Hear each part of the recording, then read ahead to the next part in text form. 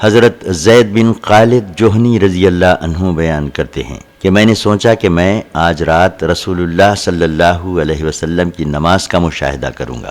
آپ صلی اللہ علیہ وسلم نے 2 مختصر رکعت پڑھی، پھر لمبی سے لمبی بلکہ اس سے بھی لمبی 2 رکعت پڑھی، پھر پہلی نماز سے کچھ کم 2 رکعت پڑھیں، پھر اس سے مختصر 2 رکعت پڑھیں، پھر اس سے مختصر 2 رکعت پڑھیں، پھر اس سے مختصر 2 رکعت پڑھیں، پھر وتر پڑھے، اور یہ 13 رکعت ہیں۔ حضرت جابر بن عبداللہ رضی اللہ عنہ بیان کرتے ہیں، میں رسول اللہ صلی اللہ علیہ وسلم کے ساتھ ایک سفر میں جا رہا تھا۔ ہم ایک گھاٹ پر پہنچے۔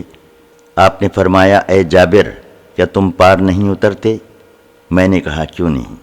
حضرت جابر کہتے ہیں کہ پھر رسول اللہ صلی اللہ علیہ وسلم اترے اور میں بھی اترا۔ پھر رسول اللہ صلی اللہ علیہ وسلم قضائے حاجت کے لیے تشریف لے گئے اور میں نے آپ کے لیے وضو کا پانی رکھا۔ حضرت جابر کہتے ہیں کہ آپ نے آ کر وضو کیا اور کھڑے ہو کر نماز پڑھنے لگے، درآں حالانکہ آپ نے ایک کپڑا پہنا ہوا تھا اور اس کے دائیں کنارے کو بائیں جانب اور بائیں کنارے کو دائیں جانب ڈالا ہوا تھا۔ میں آپ کے پیچھے کھڑا ہو گیا۔ آپ نے مجھے کان سے پکڑ کر اپنی دائیں جانب کر لیا۔ حضرت عائشہ رضی اللہ عنہا بیان کرتی ہیں کہ رسول اللہ صلی اللہ علیہ وسلم جب رات کو نماز کے لیے اٹھتے تو 2 مختصر رکعتوں کے ساتھ نماز شروع کرتے۔ حضرت ابو ہریرہ رضی اللہ عنہ بیان کرتے ہیں کہ نبی کریم صلی اللہ علیہ وسلم نے فرمایا، جب تم میں سے کوئی شخص رات کو نماز پڑھنے کے لیے کھڑا ہو تو 2 مختصر رکعات سے نماز پڑھنا شروع کرے۔ حضرت ابن عباس رضی اللہ عنہ بیان کرتے ہیں کہ رسول اللہ صلی اللہ علیہ وسلم جب آدھی رات کو نماز پڑھنے کے لیے کھڑے ہوتے تو فرماتے، اے اللہ، تمام تعریفیں تیرے لیے ہیں، تو آسمانوں اور زمین کا نور ہے اور تیرے ہی لیے حمد ہے، تو ہی آسمانوں اور زمین کو قائم کرنے والا ہے، تیرے لیے ہی حمد ہے، تو ہی آسمانوں اور زمین اور ان میں رہنے والوں کا رب ہے، تو سچا ہے، تیرا وعدہ سچا ہے، تیرا قول سچا ہے، تجھ سے ملاقات حق ہے، جنت حق ہے، جہنم حق ہے اور قیامت حق ہے۔ اے اللہ، میں تیری اطاعت کرتا ہوں، تجھ پر ایمان رکھتا ہوں، تجھ پر ہی بھروسہ کرتا ہوں، تیری ہی طرف رجوع کرتا ہوں، تیری وجہ سے جنگ کرتا ہوں اور تجھی کو حکم بناتا ہوں۔ ان کاموں کو بخش دے جو میں نے پہلے کیے اور بعد میں کیے اور چھپ کر کیے اور ظاہر کیے، تو ہی معبود ہے، تیرے سوا کوئی لائق عبادت نہیں ہے۔ طاؤس نے حضرت ابن عباس کی روایت اس طرح بیان کی ہے۔ ابن جریح اور مالک کی روایت بھی ان کے موافق ہے، صرف یہ فرق ہے کہ ابن جریح نے قیم کی جگہ قیم کہا، وما امررتو کا لفظ کہا۔ البتہ ابن عیینہ کی روایت مالک اور جریح کے خلاف ہے اور اس میں بعض الفاظ کی زیادتی اور کمی ہے۔ ایک اور سند سے بھی ایسی ہی روایت ہے۔ حضرت عبد الرحمن بن عوف رضی اللہ عنہ بیان کرتے ہیں کہ میں نے ام المومنین حضرت عائشہ رضی اللہ عنہا سے سوال کیا کہ رسول اللہ صلی اللہ علیہ وسلم جب رات کو نماز پڑھنے کھڑے ہوتے تو کس طرح نماز شروع کرتے تھے؟ حضرت عائشہ رضی اللہ عنہا نے فرمایا، رسول اللہ صلی اللہ علیہ وسلم رات کی نماز اس دعا سے شروع کرتے، اے اللہ، جبرائیل، میکائیل اور اسرائیل کے رب، آسمانوں اور زمین کے خالق، غیب اور شہادت کے عالم، جب بندے آپس میں اختلاف کرتے ہیں تو ہی ان کا فیصلہ کرنے والا ہے۔ اے اللہ، حق کی جن باتوں میں اختلاف ہو گیا ہے تو ان میں مجھ کو راہ استقامت پر رکھ، اور تو جسے چاہتا ہے صراط مستقیم کی ہدایت دیتا ہے۔ حضرت علی بن ابی طالب رضی اللہ عنہ بیان کرتے ہیں کہ جب رسول اللہ صلی اللہ علیہ وسلم نماز پڑھنے کے لیے کھڑے ہوتے تو فرماتے، میں اپنا منہ اس ذات کی طرف کرتا ہوں جس نے آسمانوں اور زمین کو ٹھیک ٹھیک بنایا، اور میں مشرکین میں سے نہیں ہوں۔ ہرگاہ میری نماز اور میری قربانی اور میری زندگی اور موت اللہ رب العالمین کے لیے ہے، جس کا کوئی شریک نہیں۔ مجھے اسی بات کا حکم دیا گیا ہے اور میں مسلمانوں میں سے ہوں۔ اے اللہ، تو بادشاہ ہے، تیرے سوا کوئی لائق عبادت نہیں، تو میرا رب ہے اور میں تیرا بندہ ہوں۔ میں نے اپنی جان پر ظلم کیا، میں اپنے گناہوں کا اعتراف کرتا ہوں، میرے تمام گناہوں کو بخش دے، کیونکہ تیرے سوا کوئی اور گناہوں کا بخشنے والا نہیں ہے۔ مجھے اچھے اخلاق کی ہدایت دے، اور اچھے اخلاق کی ہدایت تیرے سوا کوئی نہیں دے سکتا۔ برے اخلاق مجھ سے دور کر دے، اور مجھ سے برے اخلاق کو تیرے سوا کوئی دور کرنے والا نہیں ہے۔ میں تیری اطاعت کے لیے حاضر اور فرما بردار ہوں۔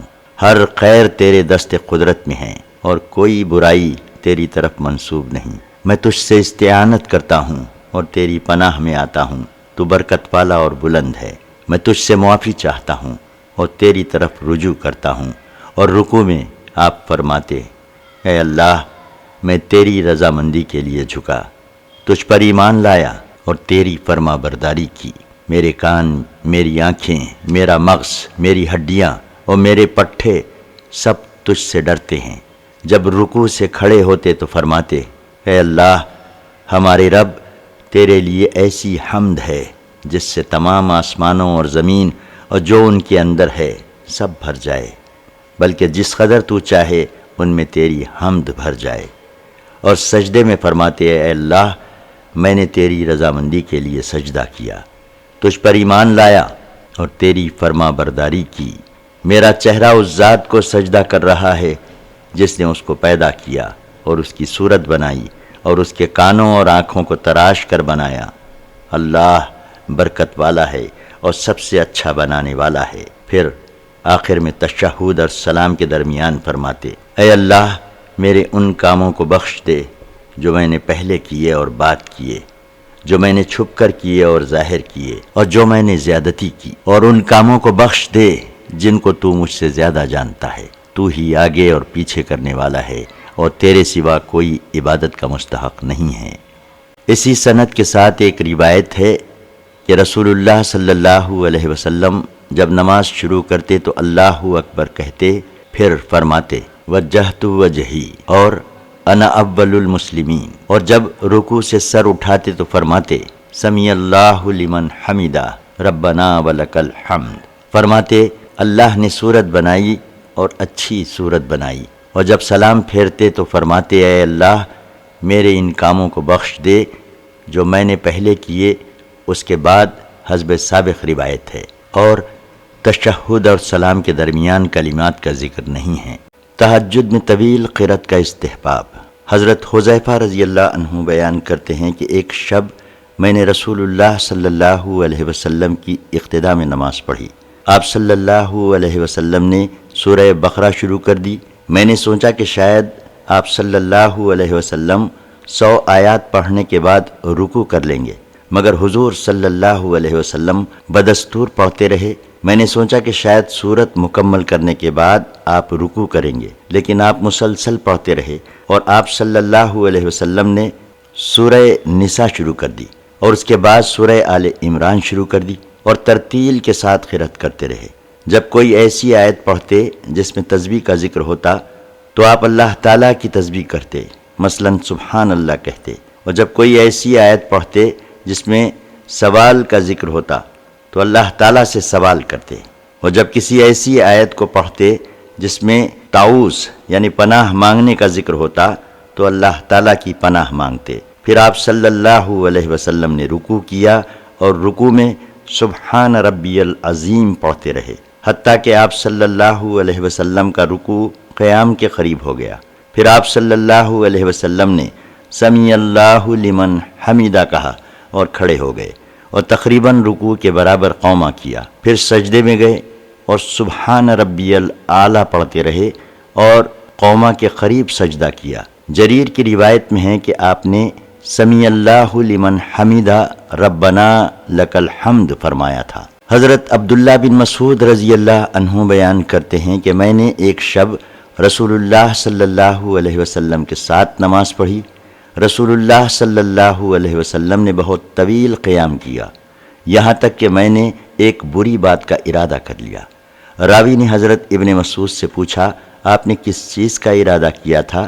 حضرت ابن مسعود نے کہا کہ میں نے ارادہ کیا تھا کہ حضور کو قیام میں چھوڑ کر خود بیٹھ جاؤں۔ ایک اور سند سے بھی یہ روایت منقول ہے۔ صبح گئے تک سونے والے شخص کا بیان۔ حضرت عبداللہ بن مسعود رضی اللہ عنہ بیان کرتے ہیں کہ رسول اللہ صلی اللہ علیہ وسلم کے سامنے ایک ایسے شخص کا ذکر کیا گیا جو صبح تک سوتا تھا۔ آپ صلی اللہ علیہ وسلم نے فرمایا، اس شخص کے کانوں میں شیطان پیشاب کر دیتا ہے۔ حضرت علی بن ابی طالب رضی اللہ عنہ بیان کرتے ہیں کہ ایک رات رسول اللہ صلی اللہ علیہ وسلم ان کے اور حضرت فاطمہ رضی اللہ عنہا کے پاس آئے اور فرمایا، تم لوگ نماز کیوں نہیں پڑھتے؟ حضرت علی کہتے ہیں کہ میں نے عرض کیا کہ ہماری جانیں اللہ تعالیٰ کے ہاتھ میں ہیں، جب وہ ہمیں اٹھانا چاہتا ہے تو اٹھا دیتا ہے۔ جب میں نے یہ کہا تو رسول اللہ صلی اللہ علیہ وسلم واپس تشریف لے گئے۔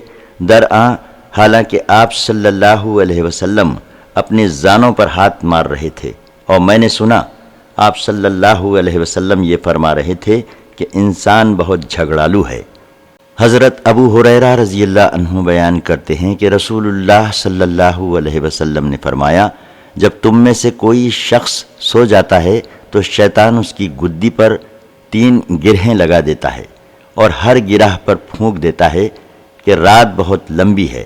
جب وہ بیدار ہو کر اللہ تعالیٰ کا ذکر کرتا ہے تو ایک گرہ کھل جاتی ہے، اور جب وہ وضو کرتا ہے تو 2 گرہیں کھل جاتی ہیں، اور جب وہ نماز پڑھ لیتا ہے تو تمام گرہیں کھل جاتی ہیں۔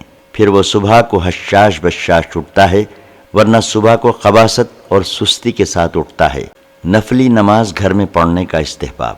حضرت ابن عمر رضی اللہ عنہ بیان کرتے ہیں کہ نبی کریم صلی اللہ علیہ وسلم نے فرمایا، اپنی کچھ نمازیں گھر پڑھا کرو اور گھروں کو قبرستان نہ بناؤ۔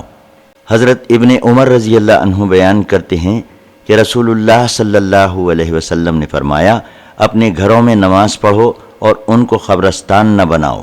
حضرت جابر رضی اللہ عنہ بیان کرتے ہیں کہ رسول اللہ صلی اللہ علیہ وسلم نے فرمایا، جب تم میں سے کوئی شخص اپنی مسجد میں نماز پڑھ لے تو وہ اپنی نمازوں کا کچھ حصہ اپنے گھر پڑھنے کے لیے بھی رکھ لے، کیونکہ اللہ تعالیٰ اس کی نمازوں کی وجہ سے اس کے گھر میں بہتری پیدا کر دے گا۔ حضرت ابو موسیٰ رضی اللہ عنہ بیان کرتے ہیں کہ نبی کریم صلی اللہ علیہ وسلم نے فرمایا، جس گھر میں اللہ تعالیٰ کا ذکر کیا جائے اور جس گھر میں اللہ تعالیٰ کا ذکر نہ کیا جائے، ان کی مثال زندہ اور مردہ کی سی ہے۔ حضرت ابو ہریرہ رضی اللہ عنہ بیان کرتے ہیں کہ رسول اللہ صلی اللہ علیہ وسلم نے فرمایا کہ اپنے گھروں کو قبرستان نہ بناؤ، اور شیطان اس گھر سے بھاگتا ہے جس میں سورہ بقرہ کی تلاوت کی جاتی ہے۔ حضرت زید بن ثابت رضی اللہ عنہ بیان کرتے ہیں کہ رسول اللہ صلی اللہ علیہ وسلم نے کھجور کے پتوں یا چٹائی کا حجرہ بنایا، پھر رسول اللہ صلی اللہ علیہ وسلم اس میں نماز پڑھنے کے لیے تشریف لائے۔ صحابہ نے آ کر آپ کی اقتداء میں نماز پڑھنی شروع کر دی۔ حضرت زید کہتے ہیں کہ ایک دن بہت سے صحابہ آ گئے اور رسول اللہ صلی اللہ علیہ وسلم نے تشریف لانے میں دیر کر دی۔ حضرت زید بن ثابت کہتے ہیں کہ رسول اللہ صلی اللہ علیہ وسلم تشریف نہیں لائے۔ صحابہ بآواز بلند باتیں کرنے لگے، دروازے پر کنکریاں پھینکنی شروع کر دیں۔ رسول اللہ صلی اللہ علیہ وسلم تشریف لائے، درآں حالانکہ آپ غضبناک تھے۔ پھر رسول اللہ صلی اللہ علیہ وسلم نے فرمایا، اگر تم ایسا ہی کرتے رہے تو میرا گمان ہے کہ یہ نماز تم پر فرض کر دی جائے گی۔ تم اپنے گھروں میں نماز پڑھا کرو، کیونکہ فرائض کے بعد کسی شخص کی بہترین نماز وہ ہے جس کو وہ گھر میں ادا کرے۔ حضرت زید بن ثابت رضی اللہ عنہ بیان کرتے ہیں کہ رسول اللہ صلی اللہ علیہ وسلم نے مسجد میں چٹائی سے ایک حجرہ بنا لیا، اور رسول اللہ صلی اللہ علیہ وسلم نے کئی راتیں اس میں نماز پڑھی، حتیٰ کہ صحابہ جمع ہو گئے۔ اس کے بعد حسب سابق روایت ہے، اور یہ اضافہ ہے، اگر یہ نماز تم پر فرض کر دی جاتی تو تم اس کو قائم نہ رکھ سکتے۔ دائمی عمل کی فضیلت۔ حضرت عائشہ رضی اللہ عنہا بیان کرتی ہیں کہ رسول اللہ صلی اللہ علیہ وسلم کے پاس ایک چٹائی تھی۔ رات کو آپ صلی اللہ علیہ وسلم اس کا حجرہ بنا کر اس میں نماز پڑھنے لگے۔ دن میں آپ وہ چٹائی بچھا لیتے تھے۔ ایک رات صحابہ بکثرت آ گئے۔ آپ صلی اللہ علیہ وسلم نے فرمایا، اے لوگو، اپنی طاقت کے مطابق عمل کیا کرو، کیونکہ اللہ تعالیٰ اجر دینے سے اس وقت تک نہیں اکتاتا جب تک تم عبادت کرنے سے نہ اکتا جاؤ، اور اللہ تعالیٰ کے نزدیک پسندیدہ عمل وہ ہے جس پر ہمیشگی کی جائے، خواہ وہ عمل کم ہو۔ اور آل محمد صلی اللہ علیہ وسلم کا یہی طریقہ تھا کہ جب کوئی کام کرتے تو اس پر دوام کرتے تھے۔ حضرت عائشہ رضی اللہ عنہا بیان کرتی ہیں کہ رسول اللہ صلی اللہ علیہ وسلم سے سوال کیا گیا کہ اللہ تعالیٰ کو کون سا عمل زیادہ پسند ہے؟ آپ نے فرمایا جس پر زیادہ دوام کیا جائے، خواہ وہ عمل کم ہو۔ علقمہ کہتے ہیں کہ میں نے ام المومنین عائشہ صدیقہ رضی اللہ عنہا سے سوال کیا، اے ام المومنین، رسول اللہ صلی اللہ علیہ وسلم کا عمل کس طرح ہوتا تھا؟ کیا آپ کسی عمل کے لیے کچھ دنوں کو خاص کر لیتے تھے؟ آپ نے فرمایا نہیں، آپ کا عمل دائمی ہوتا تھا۔ تم میں سے کون اتنی طاقت رکھتا ہے جتنی طاقت رسول اللہ صلی اللہ علیہ وسلم رکھتے تھے؟ حضرت عائشہ رضی اللہ عنہا بیان کرتی ہیں کہ رسول اللہ صلی اللہ علیہ وسلم نے فرمایا کہ اللہ تعالیٰ کے نزدیک سب سے زیادہ پسندیدہ عمل وہ ہے جس پر زیادہ دوام ہو، خواہ وہ عمل کم ہو۔ راوی کہتے ہیں کہ حضرت عائشہ رضی اللہ عنہا جس عمل کو شروع کرتیں اس کو لازم کر لیتیں۔ اسلام سہولت پسند دین ہے۔ حضرت انس رضی اللہ عنہ کہتے ہیں کہ رسول اللہ صلی اللہ علیہ وسلم مسجد میں تشریف لائے، درآں حالانکہ مسجد کے 2 ستونوں کے درمیان رسی تانی ہوئی تھی۔ آپ نے فرمایا یہ کیا ہے؟ صحابہ نے کہا یہ حضرت زینب کی رسی ہے، وہ نماز پڑھتی ہیں اور ان پر جب تھکن یا سستی طاری ہوتی ہے تو اس رسی کو پکڑ لیتی ہیں۔ آپ نے فرمایا اس رسی کو کھول دو، تم میں سے ہر شخص اس وقت تک نماز پڑھا کرے جب تک وہ آسانی سے نماز پڑھ سکے، اور جب اس پر تھکن یا سستی طاری ہو تو وہ بیٹھ جایا کرے۔ ایک اور سند کے ساتھ حضرت انس رضی اللہ عنہ سے مثل سابق روایت ہے۔ حضرت عائشہ رضی اللہ عنہا بیان کرتی ہیں کہ رسول اللہ صلی اللہ علیہ وسلم ان کے پاس تشریف رکھتے تھے۔ اس وقت حولہ بنت سویب ان کے پاس سے گزری۔ حضرت عائشہ کہتی ہیں کہ میں نے حضور سے کہا یہ حولہ بنت سویب ہیں۔ لوگ کہتے ہیں کہ یہ رات بھر نہیں سوتی۔ رسول اللہ صلی اللہ علیہ وسلم نے فرمایا رات بھر نہیں سوتی، اتنا عمل کیا کرو جتنا آسانی سے کر سکو، بخدا اللہ تعالیٰ اس وقت تک نہیں اکتائے گا جب تک تم نہ اکتا جاؤ۔ حضرت عائشہ رضی اللہ عنہا بیان کرتی ہیں کہ رسول اللہ صلی اللہ علیہ وسلم تشریف لائے، درآں حالانکہ میرے پاس ایک عورت بیٹھی ہوئی تھی۔ آپ نے پوچھا یہ کون ہے؟ میں نے عرض کیا یہ ایسی عورت ہے جو سوتی نہیں اور نماز پڑھتی رہتی ہے۔ آپ صلی اللہ علیہ وسلم نے فرمایا اتنا عمل کیا کرو جو آسانی سے کر سکو، بخدا اللہ تعالیٰ اس وقت تک نہیں اکتائے گا جب تک تم اکتا نہ جاؤ۔ رسول اللہ صلی اللہ علیہ وسلم کو دین میں وہی چیز پسند تھی جس پر دوام کیا جائے۔ ابو اسامہ کی روایت میں ہے کہ وہ عورت بنو اسد سے تھی۔ حضرت عائشہ رضی اللہ عنہا بیان کرتی ہیں کہ رسول اللہ صلی اللہ علیہ وسلم نے فرمایا جب تم میں سے کسی شخص کو اونگ آئے تو وہ سو جائے حتیٰ کہ اس کی نیند جاتی رہے، کیونکہ جب تم میں سے کسی شخص کو نماز کے دوران اونگ آئے گی تو ممکن ہے کہ بجائے اپنے لیے دعا کرنے کے خود کو برا بھلا کہنے لگے۔ حضرت ابو ہریرہ رضی اللہ عنہ بیان کرتے ہیں کہ رسول اللہ صلی اللہ علیہ وسلم نے فرمایا جب تم میں سے کوئی شخص رات کو قرآن پڑھے اور قرآن اس کی زبان پر اٹکنے لگے اور وہ نہ سمجھ سکے کیا پڑھ رہا ہے تو لیٹ جائے۔ قرآن کریم اور اس کے متعلقات کے فضائل کا بیان۔ قرآن کریم کو یاد رکھنے کا حکم۔ حضرت عائشہ رضی اللہ عنہا بیان کرتی ہیں کہ رسول اللہ صلی اللہ علیہ وسلم نے رات کو مسجد میں ایک شخص سے قرآن کریم سنا۔ آپ صلی اللہ علیہ وسلم نے فرمایا اللہ تعالیٰ اس شخص پہ رحم فرمائے، اس نے مجھے فلاں فلاں آیت یاد دلا دی جس کو میں فلاں فلاں سورت سے چھوڑ دیتا تھا۔ حضرت عائشہ رضی اللہ عنہا بیان کرتی ہیں کہ نبی اکرم صلی اللہ علیہ وسلم نے مسجد میں ایک شخص سے قرآن سنا تو آپ نے فرمایا اللہ تعالیٰ اس پر رحم فرمائے، اس نے مجھے ایک آیت یاد دلا دی جو مجھ سے بھلائی جا چکی تھی۔ حضرت عبداللہ بن عمر رضی اللہ عنہ بیان کرتے ہیں کہ رسول اللہ صلی اللہ علیہ وسلم نے ارشاد فرمایا کہ قرآن کریم حفظ کرنے والے کی مثال ایک اونٹ کی طرح ہے جس کا ایک پیر بندھا ہوا ہو اگر اس کے مالک نے اس کا خیال رکھا تو وہ رہے گا ورنہ چلا جائے گا۔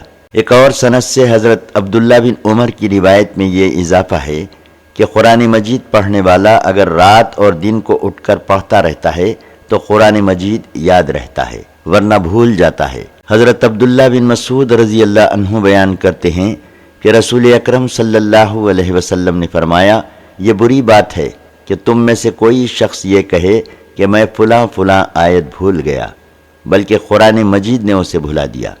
قرآن مجید کو خیال سے یاد رکھو کیونکہ وہ لوگوں کے سینے سے بندھے ہوئے جانور کی بنسبت زیادہ بھاگنے والا ہے۔ شقیق کہتے ہیں کہ حضرت عبداللہ بن مسعود رضی اللہ عنہ نے فرمایا، قرآن مجید کو خیال سے یاد رکھو کیونکہ وہ لوگوں کے سینوں سے بندھے ہوئے جانور کی بنسبت زیادہ بھاگنے والا ہے۔ اور رسول اکرم صلی اللہ علیہ وسلم نے فرمایا کہ تم میں سے کوئی شخص یہ نہ کہے کہ وہ فلاں آیت بھول گیا، بلکہ یہ کہے کہ وہ بھلا دیا گیا۔ شقیق بن سلمہ کہتے ہیں کہ میں نے حضرت عبداللہ بن مسعود رضی اللہ عنہ سے سنا، انہوں نے فرمایا کہ میں نے رسول اللہ صلی اللہ علیہ وسلم سے سنا ہے، آپ صلی اللہ علیہ وسلم نے فرمایا، کسی شخص کے لیے یہ بری بات ہے کہ وہ کہے میں نے فلاں فلاں سورت بھلا دی یا فلاں فلاں آیت بھلا دی، بلکہ یوں کہے کہ وہ بھلا دیا گیا، یعنی قرآن مجید نے اس کو اس قابل نہیں سمجھا کہ اس کے پاس رہتا۔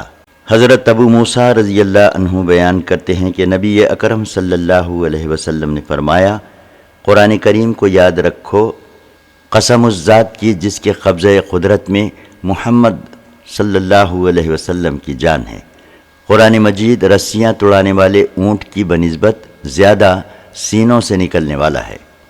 خوش الحانی کے ساتھ قرآن مجید پڑھنے کا استحباب۔ حضرت ابو ہریرہ رضی اللہ عنہ بیان کرتے ہیں کہ رسول اللہ صلی اللہ علیہ وسلم نے فرمایا، اللہ تعالیٰ کسی کام پر اس قدر اجر نہیں دیتا جتنا نبی کے خوش الحانی سے قرآن مجید پڑھنے پر اجر عطا فرماتا ہے۔ ایک اور سند سے بھی ایسی ہی روایت منقول ہے۔ حضرت ابو ہریرہ رضی اللہ عنہ بیان کرتے ہیں کہ رسول اللہ صلی اللہ علیہ وسلم نے فرمایا کہ اللہ تعالیٰ کسی چیز پر اس قدر اجر نہیں عطا فرماتا جتنا نبی کے خوش الحانی اور بلند آواز سے قرآن مجید پڑھنے پر اجر عطا فرماتا ہے۔ ایک اور سند سے بھی ایسی ہی روایت ہے۔ حضرت ابو ہریرہ رضی اللہ عنہ بیان کرتے ہیں کہ رسول اللہ صلی اللہ علیہ وسلم نے فرمایا، اللہ تعالیٰ کسی چیز پر اتنا اجر نہیں عنایت کرتا جتنا نبی کی خوش الحانی اور بلند آواز سے قرآن مجید پڑھنے پر عطا فرماتا ہے۔ ایک اور سند سے بھی ایسی ہی روایت ہے۔ حضرت بریدہ رضی اللہ عنہ بیان کرتے ہیں کہ رسول اللہ صلی اللہ علیہ وسلم نے فرمایا، حضرت عبداللہ بن قیس یا حضرت اشری کو آل داؤد کی خوش آوازی سے حصہ عطا کیا گیا ہے۔ حضرت ابو موسیٰ اشعری رضی اللہ عنہ بیان کرتے ہیں کہ رسول اللہ صلی اللہ علیہ وسلم نے ابو موسیٰ سے فرمایا، اگر تم مجھے کل رات دیکھتے جب میں تمہارا قرآن سن رہا تھا تو بہت خوش ہوئے، لا ریب تمہیں آل داؤد کی خوش آوازی سے حصہ ملا ہے۔ نبی کریم صلی اللہ علیہ وسلم کا فتح مکہ کے روز سورہ فتح کی قرأت کرنے کا بیان۔ حضرت عبداللہ بن مغفل رضی اللہ عنہ بیان کرتے ہیں کہ رسول اللہ صلی اللہ علیہ وسلم نے فتح مکہ کے سال راستے میں اپنی سواری پر سورہ فتح پڑھی اور آپ صلی اللہ علیہ وسلم قرأت دہراتے رہے۔ معاویہ بن قرہ کہتے ہیں کہ اگر مجھے یہ خدشہ نہ ہوتا کہ لوگ مجھے گھیر لیں گے تو میں تمہیں آپ صلی اللہ علیہ وسلم کی قرأت سناتا۔ حضرت عبداللہ بن مغفل رضی اللہ عنہ بیان کرتے ہیں کہ میں نے فتح مکہ کے دن دیکھا رسول اللہ صلی اللہ علیہ وسلم اپنی اونٹنی پر سورہ فتح پڑھ رہے تھے۔ راوی کہتے ہیں کہ حضرت ابن مغفل رضی اللہ عنہ نے قرآن پڑھا اور دہرایا۔ معاویہ بن قرہ کہتے ہیں کہ اگر مجھے لوگوں کا خدشہ نہ ہوتا تو میں بھی تمہیں اس طرح پڑھ کر سناتا جس طرح حضرت ابن مغفل رضی اللہ عنہ نے نبی کریم صلی اللہ علیہ وسلم سے روایت کر کے سنایا تھا۔ ایک اور سند سے بھی ایسی ہی روایت منقول ہے۔ قرآن مجید پڑھنے پر سکینت کا نازل ہونا۔ حضرت برا بن عازب رضی اللہ عنہ بیان کرتے ہیں کہ ایک شخص سورہ کہف پڑھ رہا تھا، درآں حالانکہ اس کے پاس ایک گھوڑا 2 لمبی رسیوں سے باندھا ہوا تھا۔ اچانک اس گھوڑے کو ایک بادل نے ڈھانپ لیا اور وہ بادل اس کے گرد گھومنے اور بتدریج اس کے قریب ہونے لگا اور اس کا گھوڑا بدکنے لگا۔ صبح کو وہ نبی کریم صلی اللہ علیہ وسلم کی خدمت میں حاضر ہوا اور اس واقعے کا ذکر کیا۔ آپ صلی اللہ علیہ وسلم نے فرمایا، یہ سکینہ ہے جو قرآن مجید کی برکت سے نازل ہوئی۔ سکینہ اللہ کی مخلوق میں سے ایک مخلوق ہے جس کی وجہ سے اطمینان حاصل ہوتا ہے اور اس کے ساتھ فرشتے بھی ہوتے ہیں۔ حضرت برا بن عازب رضی اللہ عنہ بیان کرتے ہیں کہ ایک شخص سورہ کہف پڑھ رہا تھا، درآں حالانکہ اس کے گھر میں ایک جانور بندھا ہوا تھا۔ اچانک وہ جانور بدکنے لگا۔ اس شخص نے دیکھا کہ ایک بادل نے اس کو ڈھانپا ہوا ہے۔ اس شخص نے اس واقعے کا نبی کریم صلی اللہ علیہ وسلم سے ذکر کیا۔ آپ صلی اللہ علیہ وسلم نے فرمایا، اے شخص پڑھتے رہو، یہ سکینہ ہے جو قرآن مجید کی تلاوت کے وقت نازل ہوتی ہے۔ ایک اور سند سے بھی ایسی ہی روایت منقول ہے۔ حضرت اسید بن حضیر رضی اللہ عنہ ایک شب اپنے کھلیان میں قرآن مجید پڑھ رہے تھے۔ اچانک ان کی گھوڑی کودنے لگی۔ انہوں نے پڑھا تو پھر وہ کودنے لگی۔ انہوں نے پھر پڑھا تو وہ پھر کودنے لگی۔ وہ کہتے ہیں کہ مجھے ڈر لگا کہ کہیں یہ گھوڑی یحییٰ یعنی ان کے بچے کو نہ کچل ڈالے، اس لیے میں گھوڑی کے پاس جا کر کھڑا ہو گیا۔ کیا دیکھتا ہوں کہ ایک سائبان میرے سر پر ہے اور اس میں چراغ کی طرح کچھ چیزیں روشن ہیں۔ وہ سائبان اوپر چڑھنے لگا حتیٰ کہ میری نظروں سے دور ہو گیا۔ صبح کو میں نے رسول اللہ صلی اللہ علیہ وسلم کی خدمت میں حاضر ہوا اور عرض کیا، یا رسول اللہ صلی اللہ علیہ وسلم، گزشتہ شب میں اپنے کھلیان میں قرآن مجید پڑھ رہا تھا کہ یکایک میری گھوڑی بدکنے لگی۔ رسول اللہ صلی اللہ علیہ وسلم نے فرمایا، اے ابن حضیر پڑھتے رہا کرو۔ انہوں نے عرض کیا، میں پڑھتا رہا، وہ پھر کودنے لگی۔ رسول اللہ صلی اللہ علیہ وسلم نے پھر فرمایا، اے ابن حضیر پڑھتے رہو۔ انہوں نے عرض کیا، میں پڑھتا رہا، وہ پھر کودنے لگی۔ رسول اللہ صلی اللہ علیہ وسلم نے فرمایا، اے ابن حضیر پڑھتے رہو۔ انہوں نے کہا، میں واپس چلا گیا اور یحییٰ یعنی ان کا بیٹا گھوڑی کے قریب تھا۔ مجھے خطرہ محسوس ہوا کہ کہیں یہ یحییٰ کو کچل نہ دے۔ میں نے دیکھا کہ سائبان کی طرح کوئی چیز ہے جس میں کچھ چیزیں چراغوں کی طرح ہیں اور آسمان کی طرف چڑھ رہی ہیں، حتیٰ کہ میری نظر سے اوجھل ہو گئیں۔ رسول اللہ صلی اللہ علیہ وسلم نے فرمایا، یہ فرشتے تھے جو تمہارا قرآن سن رہے تھے۔ اگر تم صبح تک پڑھتے رہتے تو دوسرے لوگ بھی ان کو دیکھ لیتے اور یہ ان سے مخفی نہ رہتے۔ حدیث نمبر 1857۔ قرآن پاک حفظ کرنے کی فضیلت۔ حضرت ابو موسیٰ اشعری رضی اللہ عنہ بیان کرتے ہیں کہ رسول اللہ صلی اللہ علیہ وسلم نے فرمایا، جو مومن قرآن کریم پڑھتا ہے اس کی مثال ترنج کی طرح ہے جس کی خوشبو پسندیدہ اور ذائقہ خوشگوار ہے، اور جو مومن قرآن مجید نہیں پڑھتا وہ کھجور کی طرح ہے جس میں خوشبو تو نہیں لیکن ذائقہ میٹھا ہے، اور جو منافق قرآن مجید پڑھتا ہے اس کی مثال ریحان کی طرح ہے جس کی خوشبو اچھی ہے اور ذائقہ کڑوا ہے، اور منافق جو قرآن مجید نہیں پڑھتا اس کی مثال اندرائن کی طرح ہے جس میں خوشبو نہیں ہے اور مزہ کڑوا ہے۔ ایک اور سند سے بھی یہ روایت منقول ہے لیکن اس میں منافق کی جگہ فاجر کا لفظ ہے۔ قرآن پاک کو آسانی کے ساتھ اور اٹک اٹک کر پڑھنے والے کی فضیلت۔ حضرت عائشہ رضی اللہ عنہا بیان کرتی ہیں کہ رسول اللہ صلی اللہ علیہ وسلم نے فرمایا، جو شخص قرآن مجید میں ماہر ہو وہ ان فرشتوں کے ساتھ رہتا ہے جو معزز اور بزرگ ہیں اور نامہ اعمال یا لوح محفوظ کو لکھتے ہیں، اور جس شخص کو قرآن مجید پڑھنے میں دشواری ہوتی ہے اور اٹک اٹک کر پڑھتا ہے اس کو 2 اجر ملتے ہیں۔ ایک اور سند سے بھی یہ روایت منقول ہے۔ افضل کا مبذول کے سامنے قرآن مجید پڑھنے کا استحباب۔ حضرت انس بن مالک رضی اللہ عنہ بیان کرتے ہیں کہ رسول اللہ صلی اللہ علیہ وسلم نے حضرت ابی بن کعب رضی اللہ عنہ سے فرمایا کہ اللہ تعالیٰ نے مجھے حکم دیا ہے کہ میں تمہارے سامنے قرآن مجید پڑھوں۔ انہوں نے عرض کیا، کیا اللہ تعالیٰ نے آپ سے میرا نام لیا تھا؟ آپ صلی اللہ علیہ وسلم نے فرمایا ہاں، اللہ تعالیٰ نے مجھ سے تمہارا نام لیا ہے۔ راوی کہتے ہیں کہ یہ سن کر حضرت ابی بن کعب رضی اللہ عنہ رونے لگے۔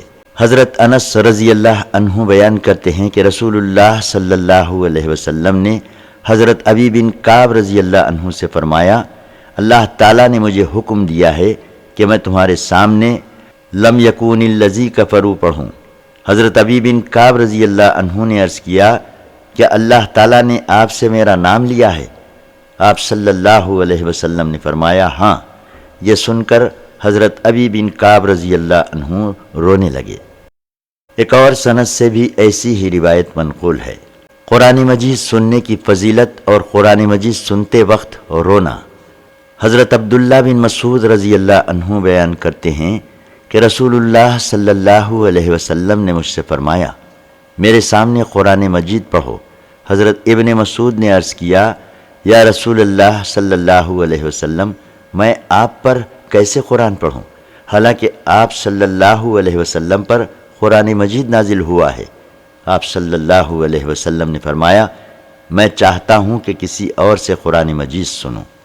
میں نے سورہ نساء پڑھنی شروع کی، حتیٰ کہ جب میں اس آیت پر پہنچا جس کا ترجمہ ہے، اس وقت کیا حال ہوگا جب ہم ہر امت سے ایک گواہ لائیں گے اور آپ کو ان تمام پر گواہ بنا کر لائیں گے۔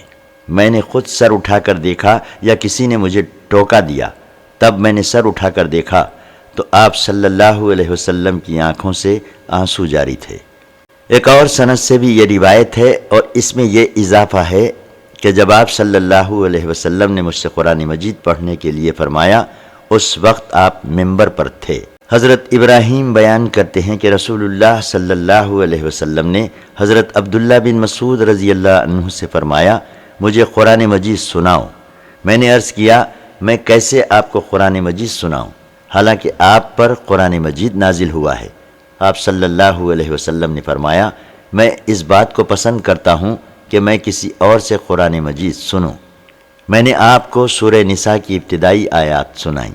جب میں اس آیت پر پہنچا جس کا ترجمہ ہے، اس وقت کیا حال ہوگا جب ہم ہر امت سے ایک گواہ پیش کریں گے اور آپ کو ان تمام پر گواہ بنا کر لائیں گے، تو سرکار دو عالم صلی اللہ علیہ وسلم پر گریہ طاری ہو گیا۔ حضرت عبداللہ بن مسعود رضی اللہ عنہ نے فرمایا کہ رسول اللہ صلی اللہ علیہ وسلم نے فرمایا، میں اس وقت گواہ تھا جب تک میں ان کے درمیان رہا۔ حضرت عبداللہ بن مسعود رضی اللہ عنہ بیان کرتے ہیں کہ میں حمص میں تھا، مجھ سے لوگوں نے کہا ہمیں قرآن مجید سنائے۔ میں نے انہیں سورہ یوسف سنائی۔ ان میں سے ایک شخص نے کہا، سورہ یوسف اس طرح نازل نہیں ہوئی۔ میں نے کہا، تم پر افسوس ہوتا ہے، میں نے یہ سورت اسی طرح رسول اللہ صلی اللہ علیہ وسلم کو سنائی تھی۔ اس نے کہا، چلو ٹھیک ہے۔ جس وقت میں اس سے بات کر رہا تھا، اچانک میں نے اس کے منہ سے شراب کی بدبو محسوس کی۔ میں نے کہا، تو شراب پیتا ہے؟ میں نے کہا، تو شراب پیتا ہے اور اللہ کی کتاب کی تکذیب کرتا ہے؟ میں تجھے یہاں سے جانے نہیں دوں گا حتیٰ کہ تجھے شراب کی حد لگا لوں۔ پھر میں نے اسے کوڑے لگائے۔ ایک اور سند سے بھی یہ حدیث اسی طرح منقول ہے۔ نماز میں قرآن مجید پڑھنے اور اس کو سیکھنے کی فضیلت۔ حضرت ابو ہریرہ رضی اللہ عنہ بیان کرتے ہیں کہ رسول اللہ صلی اللہ علیہ وسلم نے فرمایا، کیا تم میں سے کسی شخص کو یہ پسند ہے کہ جب وہ گھر جائے تو وہاں 3 حاملہ اونٹنیاں موجود ہوں جو نہایت بڑی اور فربا ہوں؟ ہم نے عرض کیا، یقیناً۔ آپ صلی اللہ علیہ وسلم نے فرمایا، جن 3 آیتوں کو تم میں سے کوئی شخص نماز میں پڑھتا ہے وہ 3 بڑی اور فربا اونٹنیوں سے بہتر ہیں۔ حضرت عقبہ بن عامر رضی اللہ عنہ بیان کرتے ہیں کہ رسول اللہ صلی اللہ علیہ وسلم تشریف لائے، درآں حالانکہ ہم چبوترے پر بیٹھے ہوئے تھے۔ آپ صلی اللہ علیہ وسلم نے فرمایا، تم میں سے کسی شخص کو یہ پسند ہے کہ وہ ہر روز صبح بطحان یعنی مدینے کی پتھریلی زمین یا عقیق یعنی ایک بازار جائے اور وہاں سے بغیر کسی گناہ اور قطع رحمی کے 2 بڑے بڑے کوہان والی اونٹنیاں لے آئے؟ ہم نے عرض کیا، یا رسول اللہ صلی اللہ علیہ وسلم، ہم سب کو یہ بات پسند ہے۔ آپ صلی اللہ علیہ وسلم نے فرمایا، پھر تم میں سے کوئی شخص صبح کو مسجد کیوں نہیں جاتا تاکہ قرآن مجید کی 2 آیتیں خود سیکھے یا کسی کو سکھائے؟ اور یہ 2 آیتوں کی تعلیم 2 اونٹنیوں کے حصول سے بہتر ہے، اور 3 سے 3 بہتر ہیں، اور 4 سے 4 الحاظہ القیاس آیات کی تعداد اونٹنیوں کی تعداد سے بہتر ہے۔ قرآن مجید اور سورہ بقرہ پڑھنے کی فضیلت حضرت ابو امامہ باہلی رضی اللہ عنہ بیان کرتے ہیں کہ رسول اللہ صلی اللہ علیہ وسلم نے فرمایا، قرآن مجید پڑھا کرو کیونکہ وہ قیامت کے دن اپنے پڑھنے والوں کی شفاعت کرے گا، اور 2 روشن صورتوں کو پڑھا کرو، سورہ بقرہ اور سورہ آل عمران، کیونکہ وہ قیامت کے دن اس طرح آئیں گی جس طرح 2 بادل ہوں یا 2 سائبان ہوں یا دوڑتے ہوئے پرندوں کی قطاریں ہوں، اور وہ اپنے پڑھنے والوں کی وکالت کریں گی۔ سورہ بقرہ پڑھا کرو، اس کا پڑھنا برکت ہے اور نہ پڑھنا حسرت ہے، جادوگر اس کے حصول کی استطاعت نہیں رکھتے۔ ایک اور سند سے بھی ایسی ہی روایت منقول ہے۔ نواس بن سمعان کلابی رضی اللہ عنہ بیان کرتے ہیں کہ رسول اللہ صلی اللہ علیہ وسلم نے فرمایا، قیامت کے دن قرآن مجید اور اس پر عمل کرنے والے کو لایا جائے گا، اس کے آگے سورہ بقرہ اور سورہ آل عمران ہوں گی۔ رسول اللہ صلی اللہ علیہ وسلم نے ان صورتوں کے لیے 3 مثالیں بیان فرمائیں جن کو میں آج تک نہیں بھولا۔ فرمایا وہ ایسی ہیں جیسے 2 بادل ہوں یا 2 سیاہ سائبان ہوں جن کے درمیان روشنی ہو، یا صف باندھے ہوئے 2 پرندوں کی قطاریں ہوں، وہ اپنے پڑھنے والوں کی وکالت کریں گی۔ سورہ فاتحہ اور سورہ بقرہ کی آخری آیات کی فضیلت حضرت ابن عباس رضی اللہ عنہ بیان کرتے ہیں کہ ایک دن حضرت جبرائیل علیہ السلام نبی صلی اللہ علیہ وسلم کے پاس بیٹھے ہوئے تھے۔ ناگاہ رسول اللہ صلی اللہ علیہ وسلم نے ایک آواز سنی۔ نبی صلی اللہ علیہ وسلم نے سر اوپر اٹھایا۔ حضرت جبرائیل نے کہا، یہ آسمان کا ایک دروازہ ہے جس کو صرف آج کھولا گیا اور آج سے پہلے کبھی نہیں کھولا گیا۔ پھر اس سے ایک فرشتہ نازل ہوا۔ حضرت جبرائیل علیہ السلام نے فرمایا، یہ فرشتہ جو آج نازل ہوا یہ آج سے پہلے کبھی نازل نہیں ہوا۔ اس فرشتے نے سلام کیا اور کہا، آپ کو ان 2 نوروں کی بشارت ہو جو آپ کو دیے گئے ہیں اور آپ سے پہلے کسی نبی کو نہیں دیے گئے، ایک سورہ فاتحہ اور دوسرا سورہ بقرہ کا آخری حصہ۔ آپ ان میں سے جو حرف بھی پڑھیں گے آپ کو اس کے مصداق مل جائے گا۔ عبد الرحمن بن یزید بیان کرتے ہیں کہ میں بیت اللہ کے قریب حضرت ابو مسعود رضی اللہ عنہ سے ملا اور میں نے کہا کہ سورہ بقرہ کی 2 آیتوں کی فضیلت میں آپ سے روایت کردہ میں نے ایک حدیث سنی ہے۔ انہوں نے فرمایا، ہاں، رسول اللہ صلی اللہ علیہ وسلم نے فرمایا، جو شخص رات کو سورہ بقرہ کی آخری 2 آیتیں پڑھے گا وہ اس کو کافی ہوں گی۔ ایک اور سند سے بھی ایسی ہی روایت منقول ہے۔ حضرت ابو مسعود انصاری رضی اللہ عنہ بیان کرتے ہیں کہ رسول اللہ صلی اللہ علیہ وسلم نے فرمایا، جو شخص سورہ بقرہ کی آخری 2 آیتیں رات کو پڑھ لے وہ اسے کافی ہوں گی۔ عبد الرحمن راوی کہتے ہیں کہ میں ایک بار حضرت ابو مسعود رضی اللہ عنہ سے ملا، درآں حالانکہ وہ بیت اللہ کا طواف کر رہے تھے۔ میں نے ان سے اس حدیث کے متعلق پوچھا تو انہوں نے نبی صلی اللہ علیہ وسلم سے روایت کر کے یہی حدیث بیان کی۔ ایک اور سند سے حضرت ابو مسعود رضی اللہ عنہ نے یہی روایت بیان کی ہے۔ ایک دیگر سند سے حضرت ابو مسعود رضی اللہ عنہ سے یہی روایت منقول ہے۔ سورہ کہف اور آیت الکرسی کی فضیلت حضرت ابو دردہ رضی اللہ عنہ بیان کرتے ہیں کہ رسول اللہ صلی اللہ علیہ وسلم نے فرمایا، جو شخص سورہ کہف کی پہلی 10 آیات یاد کر لے گا وہ دجال کے شر سے محفوظ رہے گا۔ ایک اور سند سے یہ حدیث منقول ہے جس میں شعبہ کی روایت میں ہے کہ سورہ کہف کی آخری 10 آیات، اور حمام نے کہا کہ سورہ کہف کی پہلی 10 آیات، جیسے کہ ہشام نے کہا ہے۔ حضرت ابی بن کعب رضی اللہ عنہ بیان کرتے ہیں کہ رسول اللہ صلی اللہ علیہ وسلم نے فرمایا، اے ابو المنذر، کیا تم جانتے ہو کہ تمہارے نزدیک کتاب اللہ کی سب سے عظیم آیت کون سی ہے؟ میں نے عرض کیا، اللہ اور اس کا رسول ہی جانتا ہے۔ آپ صلی اللہ علیہ وسلم نے فرمایا، کیا تمہارے نزدیک کتاب اللہ کی سب سے عظیم آیت کون سی ہے؟ میں نے عرض کیا، اللہ لا الہ الا هو الحی القیوم۔ آپ نے میرے سینے پر ہاتھ مارا اور فرمایا، اے ابو المنذر تمہیں یہ علم مبارک ہو۔ سورہ قل هو اللہ احد کی فضیلت حضرت ابو درداء رضی اللہ عنہ بیان کرتے ہیں کہ رسول اللہ صلی اللہ علیہ وسلم نے فرمایا، کیا تم میں سے کوئی شخص ہر رات تہائی قرآن مجید نہیں پڑھ سکتا؟ صحابہ کرام نے عرض کیا، تہائی قرآن مجید کیسے پڑھے گا؟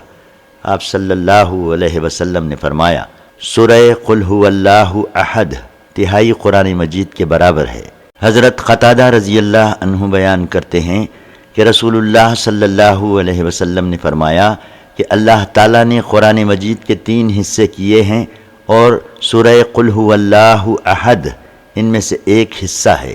حضرت ابو ہریرہ رضی اللہ عنہ بیان کرتے ہیں کہ رسول اللہ صلی اللہ علیہ وسلم نے فرمایا، تم سب جمع ہو جاؤ تاکہ میں تمہارے سامنے تہائی قرآن مجید پڑھوں۔ پس جنہیں جمع ہونا تھا وہ جمع ہو گئے۔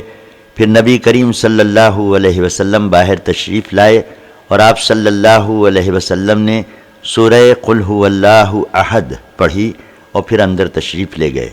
ہم ایک دوسرے سے کہنے لگے، شاید آسمان سے کوئی خبر آ گئی ہے، جس وجہ سے آپ صلی اللہ علیہ وسلم اندر تشریف لے گئے۔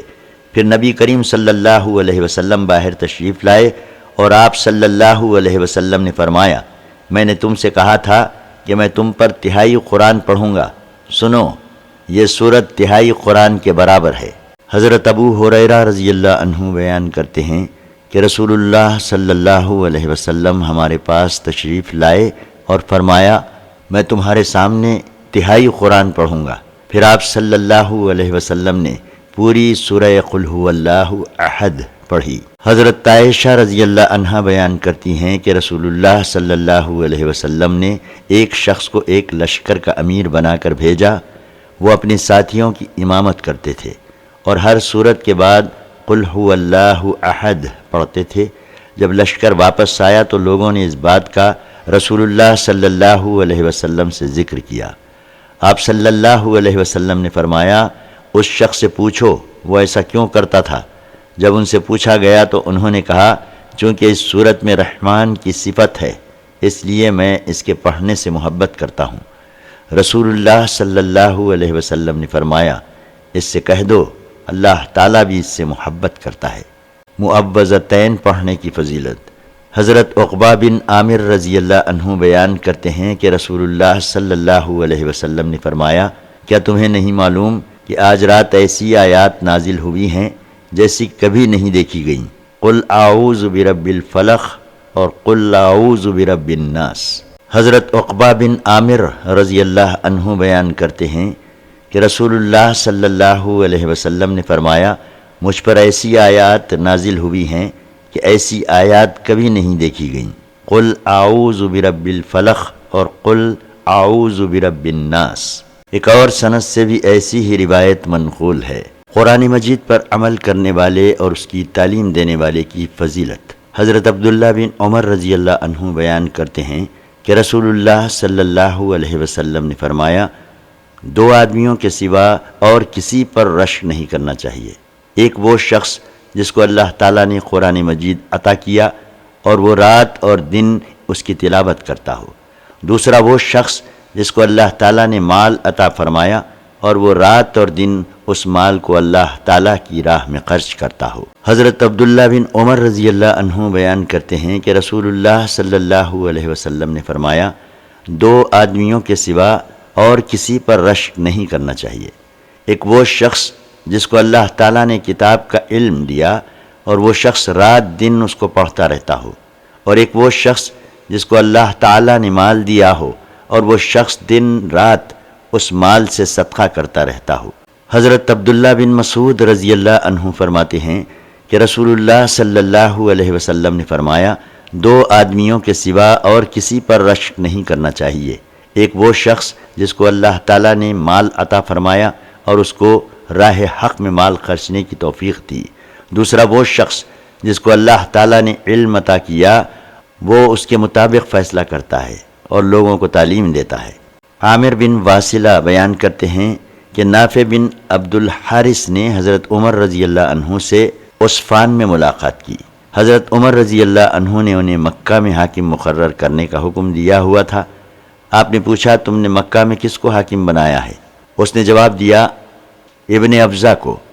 پوچھا ابن ابزہ کون ہے؟ انہوں نے جواب دیا ہمارے غلاموں میں سے ایک آزاد کردہ غلام ہے۔ فرمایا تم نے غلام کو ان پر حاکم بنا دیا؟ انہوں نے کہا وہ قرآن مجید کا قاری ہے اور فرائض کا علم رکھتا ہے۔ حضرت عمر رضی اللہ عنہ نے کہا سنو، تمہارے نبی صلی اللہ علیہ وسلم نے فرمایا اللہ تعالیٰ اس قرآن مجید سے کچھ لوگوں کو عزت دیتا ہے اور کچھ لوگوں کو ذلت میں مبتلا کر دیتا ہے۔ ایک اور سند سے بھی ایسی ہی روایت منقول ہے۔ قرآن مجید کے 7 حرفوں پر نازل ہونے کا مطلب۔ حضرت عمر بن خطاب رضی اللہ عنہ کہتے ہیں کہ میں نے ایک دن ہشام بن حکیم کو دیکھا کہ وہ قرآن کریم کی سورہ فرقان کو ان الفاظ کے ساتھ نہیں پڑھ رہے تھے جن الفاظ کے ساتھ میں پڑھتا ہوں اور جن الفاظ کے ساتھ رسول اللہ صلی اللہ علیہ وسلم نے مجھے اس سورت کی تعلیم دی تھی۔ قریب تھا کہ میں ان پر گرفت کرنے میں جلدی کرتا، لیکن میں نے ان کو نماز سے فارغ ہونے دیا۔ پھر میں ان کو چادر سے کھینچتا ہوا رسول اللہ صلی اللہ علیہ وسلم کی خدمت میں لے آیا۔ میں نے عرض کیا کہ یا رسول اللہ صلی اللہ علیہ وسلم، میں نے ان کو سورہ فرقان ان الفاظ کے ساتھ پڑھتے سنا ہے جن الفاظ کے ساتھ آپ نے مجھے اس کی تعلیم نہیں دی۔ رسول اللہ صلی اللہ علیہ وسلم نے فرمایا اس کو چھوڑ دو۔ پھر ان سے کہا اب پڑھو۔ انہوں نے اسی طرح وہ سورت پڑھی جس طرح میں ان سے سن چکا تھا۔ رسول اللہ صلی اللہ علیہ وسلم نے فرمایا یہ سورت اسی طرح نازل ہوئی ہے۔ پھر مجھ سے فرمایا پڑھو۔ میں نے وہ سورت پڑھی، آپ نے فرمایا اسی طرح نازل ہوئی ہے۔ پھر آپ صلی اللہ علیہ وسلم نے فرمایا قرآن 7 حرفوں یعنی لغات پر نازل ہوا ہے، جس طرح تمہیں آسان لگے پڑھ لو۔ حضرت عمر بن خطاب رضی اللہ عنہ فرماتے ہیں کہ میں نے رسول اللہ صلی اللہ علیہ وسلم کی زندگی میں ہشام بن حکیم کو سورہ فرقان اس طرح پڑھتے ہوئے سنا۔ اس کے بعد حسب سابق حدیث ہے، اس میں یہ زیادتی ہے کہ قریب تھا کہ میں اس کو حالت نماز ہی میں گھسیٹ کر لاتا، لیکن میں نے اس کے سلام پھیرنے تک صبر کیا۔ ایک اور سند سے بھی اس کی مثل منقول ہے۔ حضرت ابن عباس رضی اللہ عنہ بیان کرتے ہیں کہ رسول اللہ صلی اللہ علیہ وسلم نے فرمایا حضرت جبرائیل علیہ السلام نے مجھے ایک حرف یعنی لغت پر قرآن مجید کی تعلیم دی۔ میں نے ان سے زیادہ لغات کے لیے کہا، وہ زیادہ لغات کرتے رہے حتیٰ کہ 7 حروف یعنی لغات تک قرآن مجید کی قرأت ہو گئی۔ ابن شہاب کہتے ہیں کہ مجھے معلوم ہوا ہے کہ ان 7 حروف یعنی لغات کا معنی واحد ہوتا ہے اور ان میں حلال اور حرام کے لحاظ سے کوئی اختلاف نہیں ہوتا۔ ایک اور سند سے بھی ایسی ہی روایت منقول ہے۔